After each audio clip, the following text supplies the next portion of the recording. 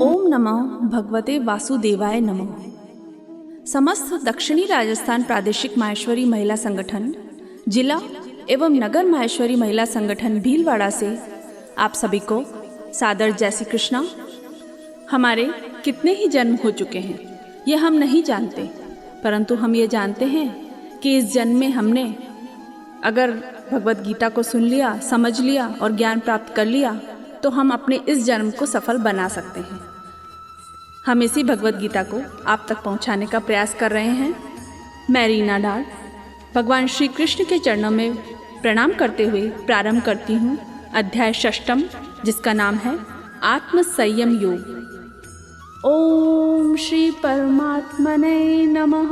श्री भगवानुवाच अनाश्रितः कर्म फलम कार्यं कर्म करोति यः स सन्यासी च योगी च न निरग्निर्न चक्रिय।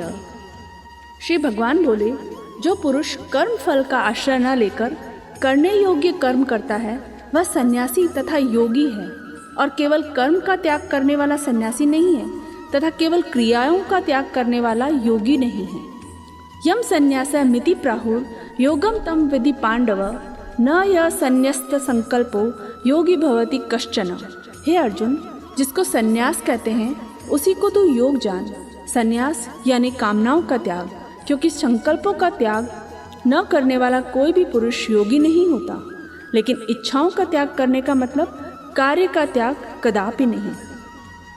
आरुषोर मुनिर योगम कर्म कारण मुच्यते योगारूढ़स्य तस्यैव क्षमा कारण मुच्यते। योग में आरूढ़ होने की इच्छा वाले मननशील पुरुष के लिए योग की प्राप्ति में निष्काम भाव से कर्म करना ही हेतु कहा जाता है, और योगारूढ़ हो जाने पर उस योगारूढ़ पुरुष का जो सर्व संकल्पों का अभाव है यानी कामनाओं का त्याग, वही कल्याण में हेतु कहा जाता है। कईयों को लगेगा यदि कामना करना ही छोड़ दिया तो जीवन खत्म हो जाएगा, परंतु तभी तो जीवन प्रारंभ होगा। कृष्ण के बताए मार्ग पर चलकर तो देखिए। यदा ही नेन्द्रियार्थेषु न कर्म स्वनुषज्जते सर्व संकल्प सन्यासी योगारूढ़स्य तदोच्यते। जिस काल में न तो इंद्रियों के भोगों में और न कर्मों में ही आसक्ति होती है, उस काल में सर्व संकल्पों का त्यागी पुरुष योगारूढ़ कहा जाता है। उद्धरेदात्मनात्मानं नात्मानं अवसादयेत् आत्मने यात्मनो बंधु आत्मेव रिपुरात्मनः। आपको स्वयं को ही कर्मों के बंधन से छूटने की कोशिश करनी होगी। अपने द्वारा अपना संसार समुद्र से उद्धार करें और अपने को अधोगति में न डालें, क्योंकि ये मनुष्य आप ही तो अपना मित्र हैं और आप ही अपना शत्रु हैं। बंधुरात्मात्मनस्तस्य येनात्मेवात्मना जितः अनात्मनस्तु शत्रुत्वे वर्तेतात्मेव शत्रुवत्। इस श्लोक में कृष्ण बता रहे हैं हम में से कौन है जो स्वयं का मित्र है और कौन है वो शत्रु है। जिस जीवात्मा द्वारा मन और इंद्रियों सहित शरीर जीता हुआ है उस जीवात्मा का तो वह आप ही मित्र है, और जिसके द्वारा मन तथा इंद्रियों सहित शरीर नहीं जीता गया है उसके लिए वह आप ही शत्रु के सदृश शत्रुता में बरतता है। जीतात्मनः प्रशांतस्य परमात्मा समाहितः शीतोष्ण सुख दुखेषु तथा मानापमानयो। सर्दी गर्मी और सुख दुख में तथा मान और अपमान में जिसके अंतःकरण की वृत्तियां भली भांति शांत हैं, ऐसे स्वाधीन आत्मा वाले पुरुष के ज्ञान में सच्चिदानंद परमात्मा सम्यक प्रकार से स्थित है, अर्थात उसके ज्ञान में परमात्मा के सिवा अन्य कुछ भी नहीं है। हम हर परिस्थिति में एक से हैं तो हम स्वाधीन हैं और अंतर में परमात्मा का वास है। ज्ञान विज्ञान तृप्तात्मा कूटस्थो विजितेन्द्रियः युक्त इत्युक्ते योगी समलोष्टाश्म कांचन। जिसका अंतःकरण ज्ञान विज्ञान से तृप्त है, जिसकी स्थिति विकार रहित है, जिसकी इंद्रियां भली भांति जीती हुई हैं, जिसके लिए मिट्टी पत्थर और सुवर्ण सोना समान है, वह योगी युक्त अर्थात भगवत प्राप्त है, ऐसा कहा जाता है। असली योगी मिट्टी और सोने को एक समान समझता है, तो सोने का मिट्टी समझना क्या नादानी है? जी नहीं, सोना बहुमूल्य है, लेकिन इस दुनिया के सुखों से वो सुख कहीं उच्च है, योगी पुरुष ये जानते हैं। सुयन मित्रार युदासीन मध्यस्थ देश बंधुषु साधुष्वपि च पापेषु संबुद्धिर्विशिष्यते। योगी की परिभाषा को समझाते हुए कृष्ण कहते हैं, जो सुहृदय, मित्र, वैरी, उदासीन, मध्यस्थ, द्वेष और बंधुगणों में, धर्मात्माओं में और पापियों में भी समान भाव रखने वाला है, वह अत्यंत श्रेष्ठ है। साधु को अच्छा कहना, पापी को बुरा कहना, वे तो हम सभी कहते हैं, लेकिन योगी ऐसा नहीं करता। योगी युज्यित सतत आत्मानं रहसि स्थित, एकाकी यत् चित्तात्मा निराशीर परिग्रह। मन और इंद्रियों सहित शरीर को वश में रखने वाला, आशा रहित और संग्रह रहित योगी अकेला ही एकांत स्थान में स्थित होकर आत्मा को निरंतर परमात्मा में लगाए। शुचो देशे प्रतिष्ठाप्य स्थिरमासन मात्मनः, नात्युच्छित्रम नाति नीचम चैलाजीन कुशोत्तरम। इस श्लोक में कृष्ण ध्यान में कैसे बैठें उसका तरीका बता रहे हैं। साफ शुद्ध भूमि में, जिसके ऊपर क्रमशः कुशा, मृगछाला और वस्त्र बिछे हैं, जो न बहुत ऊंचा है न बहुत नीचा, ऐसे अपने आसन को स्थिर स्थापन करके उस अवस्था में ध्यान में बैठना चाहिए। तत्रैकाग्रम मनः कृत्वा यच्चित्तेन्द्रिय क्रियः उपविश्वासने युञ्जात योगमात्म विशुद्धये। उस आसन पर बैठकर चित्त और इंद्रियों की क्रियाओं को वश में रखते हुए मन को एकाग्र करके अंतःकरण की शुद्धि के लिए योग का अभ्यास करें। ध्यान चाहे ईश्वर का करें या अपने हृदय का, इरादा होना चाहिए बाहर के व्यवधान से बच के अपने अंदर झांकने का। हमारा मन जो हमेशा इधर उधर भागता है, उसे नियंत्रण में करना है। समम काय शिरोग्रीवम धारयन अचलम स्थिर, संप्रेक्ष नासिकाग्रम स्वम दिशश्चा नवलोकयन। ध्यान में कैसे बैठें, मेडिटेशन कैसे करें, वही समझा रहे हैं श्री कृष्ण। काया, सिर और गले को समान एवं अचल धारण करके और स्थिर होकर अपनी नासिका के अग्रभाग पर दृष्टि जमाकर अन्य दिशाओं को न देखते हुए, ऐसा करके अपने मन को नियंत्रित कर हम ध्यान कर सकते हैं। प्रशांतात्मा विगत भीर ब्रह्मचारी व्रते स्थित, मनः संयम मच्चित्तो युक्त आसीत मत्परः। कृष्ण ध्यान की अवस्था के बारे में आगे बताते हुए कहते हैं, ब्रह्मचारी के व्रत में स्थित भय रहित तथा भली भांति शांत अंतःकरण वाला सावधान योगी मन को रोककर मुझमें चित्त वाला और मेरे परायण होकर स्थित हुए। युंजन नेवम सदात्मानं योगी नियत मानस, शांतिम निर्वाण परमाम मत संस्थामधिगच्छति। योगी की ध्यान अवस्था के बारे में और समझाते हुए कृष्ण कहते हैं, हे अर्जुन, वश में किए हुए मन वाला योगी इस प्रकार आत्मा को निरंतर मुझ परमेश्वर के स्वरूप में लगाता हुआ मुझ में रहने वाली परमानंद की पराकाष्ठा रूप शांति को प्राप्त होता है।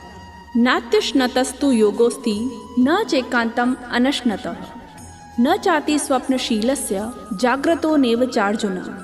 योग करते तो बहुत हैं, पर कौन है जिन्हें सिद्धि प्राप्त होती है?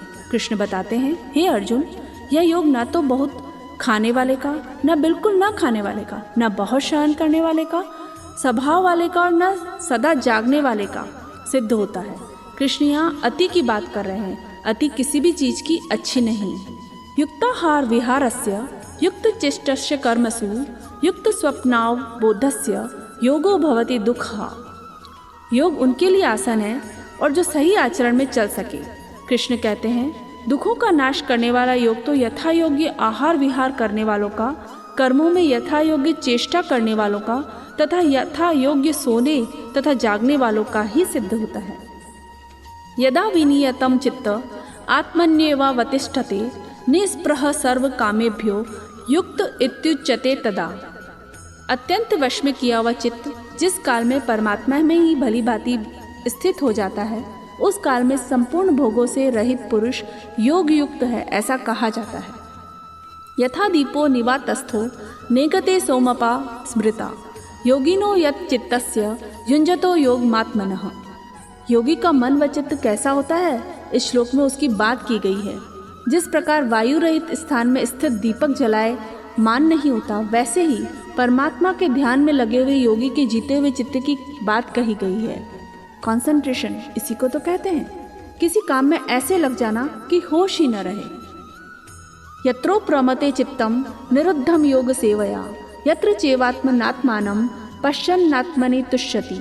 योग के अभ्यास से चित्त जिस अवस्था में उपराम हो जाता है, जिस अवस्था में परमात्मा के ध्यान से शुद्ध हुई सूक्ष्म बुद्धि द्वारा परमात्मा को साक्षात करता हुआ सच्चिदानंद परमात्मा में ही संतुष्ट रहता है, आरोग्य में मन वश में नहीं होता, पर लगातार अभ्यास से मन नियंत्रण में आ जाता है और योग को करना आसान हो जाता है। सुख आत्यंतिकम यत्तद बुद्धिग्राह्य मतेन्द्रियम वेत्ति यत्र न चेवायम स्थितश्चलति तत्वतः।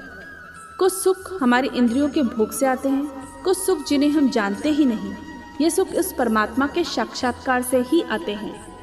ये वो सुख हैं, इन्हें योगी की अवस्था में आ जाएं तो अपनी सूक्ष्म बुद्धि से जान सकते हैं।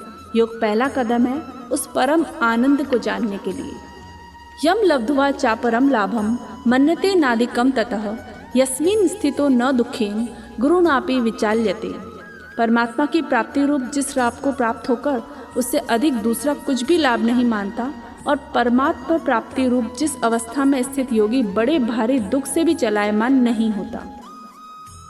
तम विद्यात दुख संयोगम वियोगम योग संजितम स निश्चयेन योगतव्यो योगो निर्विण्ण चेतसा। यह संसार भव सागर है, अर्थात दुख का सागर है। इससे बचेंगे कैसे? कृष्ण बता रहे हैं जो दुख रूप संसार के संयोग से रहित है तथा जिसका नाम योग है, उसको जानना चाहिए। वह योग धैर्य और उत्साहयुक्त चित्त से निश्चय पूर्वक करना चाहिए। संकल्प प्रभवान कामांस त्यक्त्वा सर्वा नशेषतः मनसे वेन्द्रिय ग्रामम विनियम्य समन्ततः।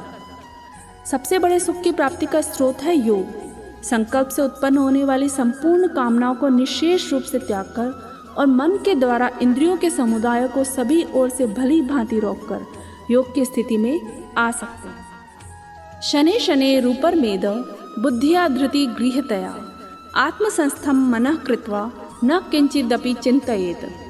क्रम क्रम से अभ्यास करता हुआ ध्यान को प्राप्त हो तथा धैर्य युक्त बुद्धि के द्वारा मन को परमात्मा में स्थित करके परमात्मा के सिवा और कुछ भी चिंतन ना करे। यतो यतो निश्चरति मनश्चंचल मस्थिरम ततस्ततो नियम्येत दात्मन्येव वशम नयेत।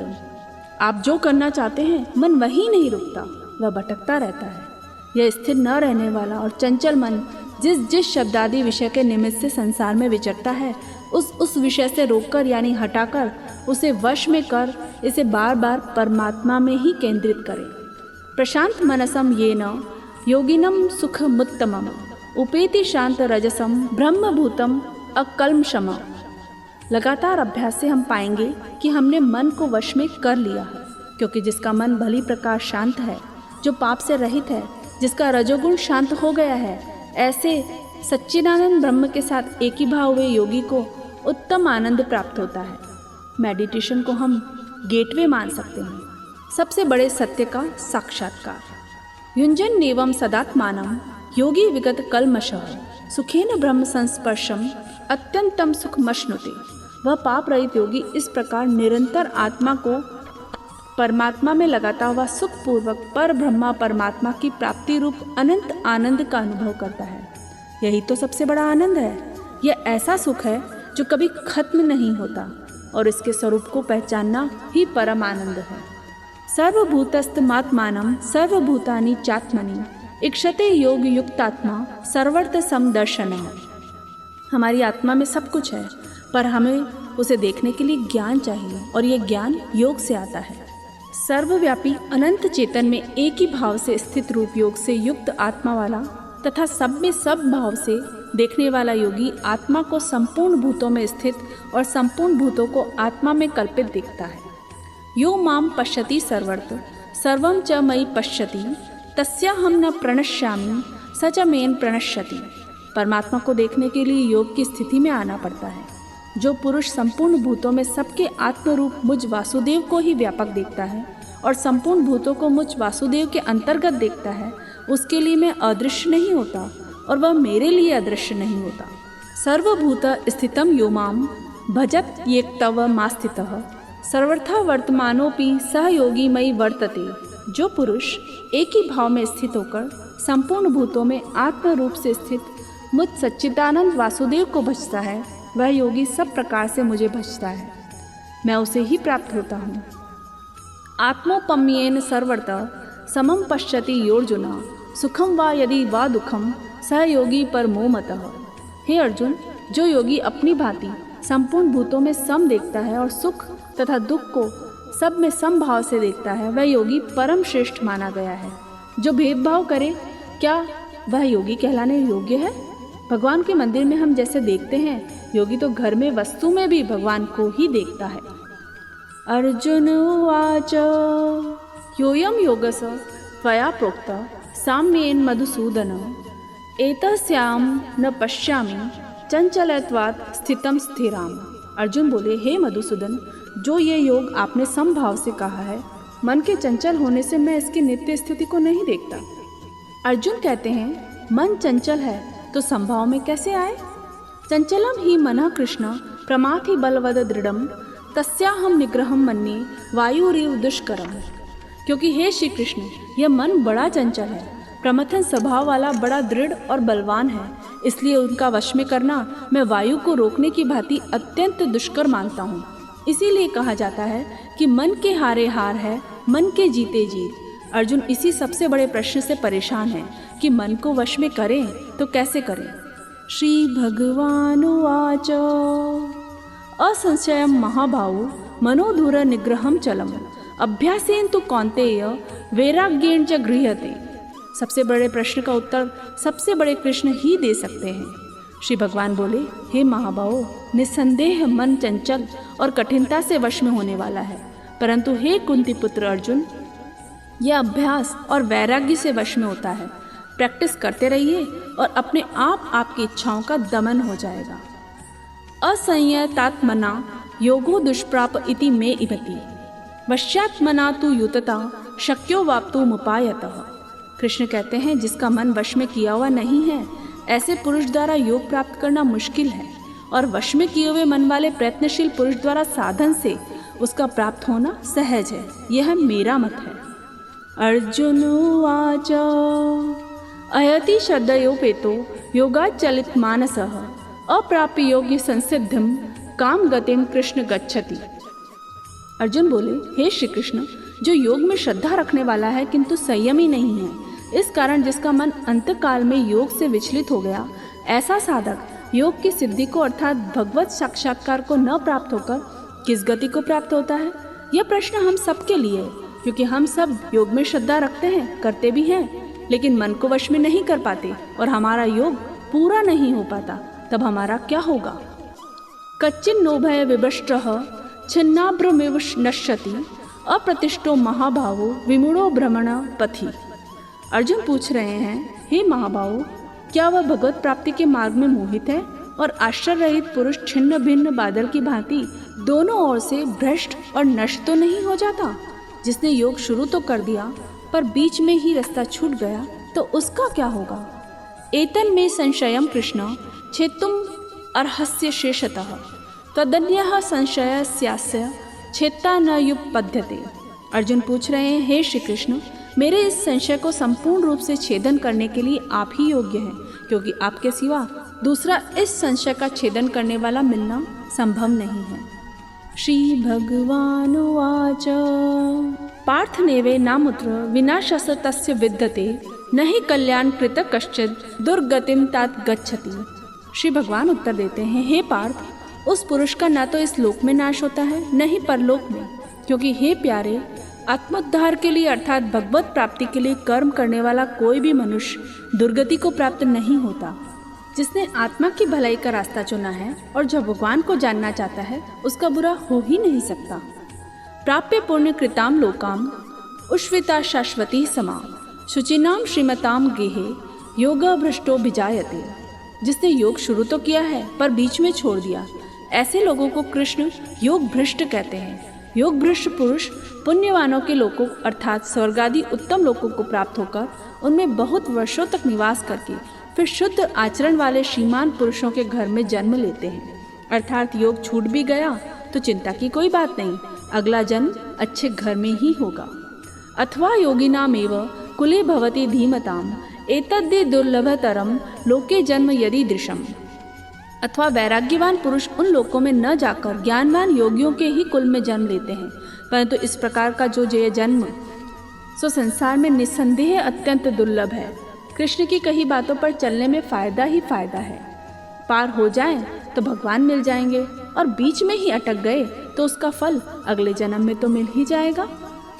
तत्र तम बुद्धि संयोगम लभते पूर्व देहिकम यतते च ततो भूय संसिद्धो कुरु नंदनम। अगले जन्म में आपके पिछले अर्जित ज्ञान जो आपने समाहित रहेंगे, वहाँ उसमें सबसे पहले शरीर संग्रह किए हुए बुद्धि संयोग अर्थात समबुद्धि रूप योग के संस्कारों को अनायास ही प्राप्त होंगे। हे कुरुनंदन, उसके प्रभाव से वह फिर परमात्मा की प्राप्ति रूप सिद्धि के लिए पहले से भी बढ़कर प्रयत्न करेंगे। तो फिर कृष्ण को भजिए, यह जन्म और अगला जन्म भी सुधर जाएगा। पूर्वाभ्यासेन तेनेव यते यवशोपि सह जिज्ञासुरपि योगस्य शब्द ब्रह्मति वर्तते। वह श्रीमानों के घर में जन्म लेने वाला योग भ्रष्ट पराधीन हुआ भी उस पहले के अभ्यास से ही निस्संदेह भगवान की ओर आकर्षित किया जाता है। अर्थात इस जन्म में अगर भगवान को भजा तो अगले जन्म में जीत ही जाएंगे। प्रयत्नाद यत मानस्तु योगी संशुद्ध किल विषय अनेक जन्म संसिद्धस ततो याति पराम गति।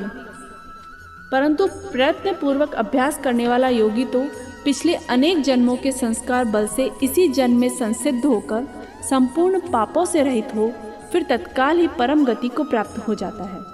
हर जन्म के संस्कार एकत्र होते हैं। लगातार प्रयत्न करने वालों को एक न एक दिन परमात्मा मिल ही जाता है। तपस्वीभ्योऽधिको योगी ज्ञानिभ्यो भी मतोऽधिक कर्मीभ्यश्चाधिको योगी तस्मात् योगी भवार्जुन। योगी तपस्वियों से भी श्रेष्ठ है, शास्त्र ज्ञानियों से भी श्रेष्ठ माना गया है और सकाम कर्म करने वालों से भी योगी श्रेष्ठ है। इसलिए हे अर्जुन, तू योगी बन। योगिनाम अपि सर्वेषां मदगते नान्तरात्मनः श्रद्धावान भजते यो माम समय युक्त तमो मतः। संपूर्ण योगियों में भी जो श्रद्धावान योगी अपनी अंतरात्मा से मुझको निरंतर भजते हैं, वह योगी मुझे परम श्रेष्ठ मान्य है। भजन दिखावे की चीज नहीं, जो आत्मा से मुझे भजता है वह मुझे प्रिय है, ऐसा श्री कृष्ण कहते हैं। ये था छठा अध्याय जिसमें कृष्ण ने योग और योग की बात की। ओम तत्सदिति श्रीमद् भगवद गीतासु उपनिषत्सु ब्रह्म विद्यायाम योग शास्त्रे श्री कृष्णार्जुन संवादे आत्मसंयम योगो नाम षष्ठो अध्यायः। श्री कृष्णार्पणमस्तु। इसी के साथ पश्चिमांचल उपाध्यक्ष ममता जी मोदानी, दक्षिणी राजस्थान प्रदेश अध्यक्ष कुंतल जी तोष्णीवाल, प्रदेश मंत्री अनिला जी अजमेरा, जिला अध्यक्ष सीमा जी कोकटा, जिला मंत्री प्रीति जी लोहिया, नगर अध्यक्ष भारती जी बायती के साथ मैं नगर मंत्री रीना डाड, सुधा चांडक के साथ आप सभी से आज्ञा चाहती हूँ। जय श्री कृष्णा।